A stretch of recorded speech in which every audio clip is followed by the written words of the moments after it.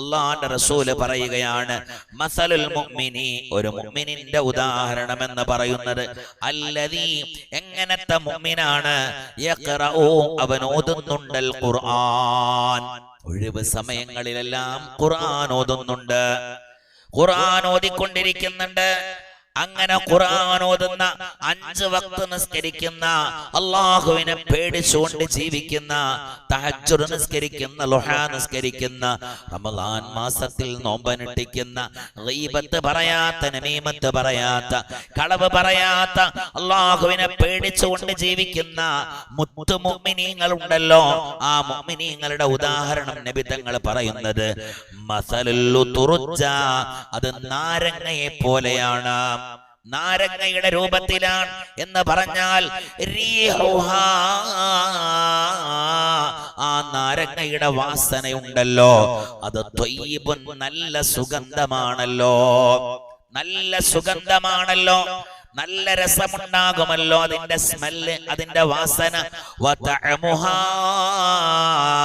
അതിന്റെ രുചിയും ത്വയ്യിബുൻ, നല്ല ഭംഗിയുള്ളതാണ്, നല്ല മനോഹരമായ നാരങ്ങ പോലെയാണ്, കാണാനും രസമാണ്, അതിന്റെ സ്മെല്ലും രസമാണ്, അതിന്റെ ഉള്ളിലുള്ള കാമ്പും രുചിയുള്ളതാണ്. അതുപോലെയാണ് ഒരു മുഅ്മിനായ മനുഷ്യൻ ഖുർആൻ പാരായണം ചെയ്യുന്നവന്റേത്. മനസ്സിലായില്ലേ? ഖുർആൻ പാരായണം ചെയ്യുന്നവന്റെ അവസ്ഥ ഏതാണ്?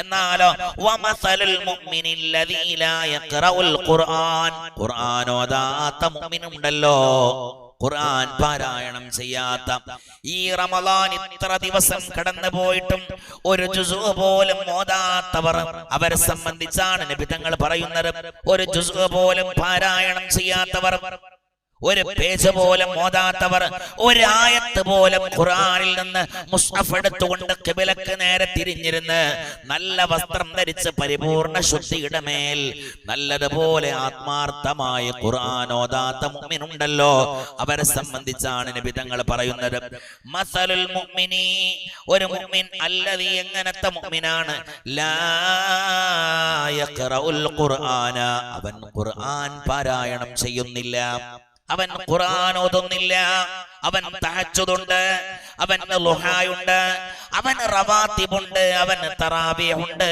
അവന് നോമ്പുണ്ട്, നോമ്പ് സൽക്കാരങ്ങൾ നടത്തുന്നുണ്ട്, എല്ലാം ഉണ്ട്. പക്ഷേ ലാ യഖറഉൽ ഖുർആൻ, അവൻ ഖുർആൻ പാരായണം ചെയ്യുന്നില്ല.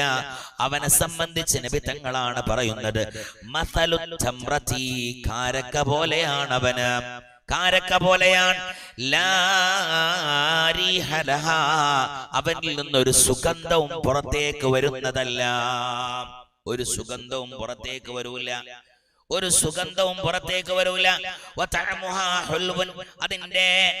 അതിന്റെ രുചി നല്ല മധുരമുള്ളതാണ്, പക്ഷേ അവന്റെ ആ കാരക്കയുടെ സ്മെല്ല് പുറത്തോട്ട് വരികയില്ലല്ലോ. അത് മൂക്കിന്റെ അടുത്തേക്ക് അടുപ്പിച്ചു വെച്ചുകൊണ്ട് മണത്താലും നല്ലൊരു വാസന അതിൽ നിന്ന് വരികയില്ലല്ലോ, അതിൽ നിന്ന് വരികയില്ലല്ലോ. അതേപോലെയാണ് മുഅ്മിനായ മനുഷ്യൻ ഖുർആൻ ഓതാതിരുന്നാൽ.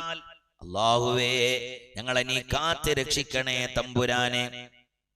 റക്കാമീൻ പറഞ്ഞോണേ, അല്ലാഹുവേ നീ കാക്കണേ അല്ലാ, പടച്ച തമ്പുരാനെ, അല്ലാഹുവേ നീ കാത്ത് രക്ഷിക്കണേ അല്ലാ.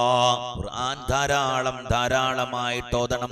ഓതുന്തോറും നമ്മുടെ സ്മെല്ലിങ്ങനെ വർദ്ധിക്കുന്നതാണ് എന്ന് പറഞ്ഞ നമ്മുടെ സ്വഭാവ ശുദ്ധി വർദ്ധിക്കും.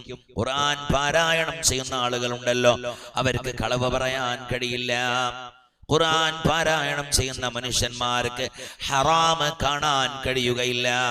ഖുർആൻ പാരായണം ചെയ്യുന്ന മനുഷ്യന്മാർക്ക് ഗീബത്ത് പറയാൻ കഴിയുകയില്ല. ഖുർആൻ പാരായണം ചെയ്യുന്നവർക്ക് ഗീബത്ത് കേൾക്കാൻ കഴിയുകയില്ല.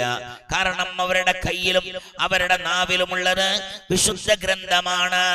ഫീ കിതാബിൻ മക്നൂൻ ലാ യമസ്സുഹു ഇല്ലൽ മുത്തഹറൂൻ. വിശുദ്ധ ലൗഹുൽ മഹ്ഫൂദിൽ സൂക്ഷിക്കപ്പെട്ട, മലക്കുകളല്ലാത്ത വേറൊരാളും തൊടാത്ത ഗ്രന്ഥമാണ് അവരുടെ കയ്യിലുള്ളത്.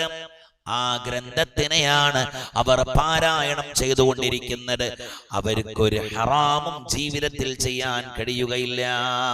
നോക്കണേ സഹോദരന്മാരെ, സഹോദരിമാരെ, മറന്നു പോകരുത്.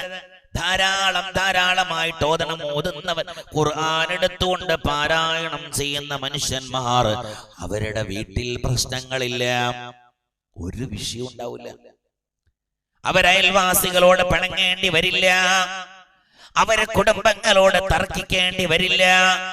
കാരണം അല്ലാഹു സൂക്ഷിക്കപ്പെട്ട ഗ്രന്ഥം ഇവർ പാരായണം ചെയ്തുകൊണ്ടിരിക്കുകയാണ്. അല്ലാഹു തൗഫീഖ് നൽകട്ടെ.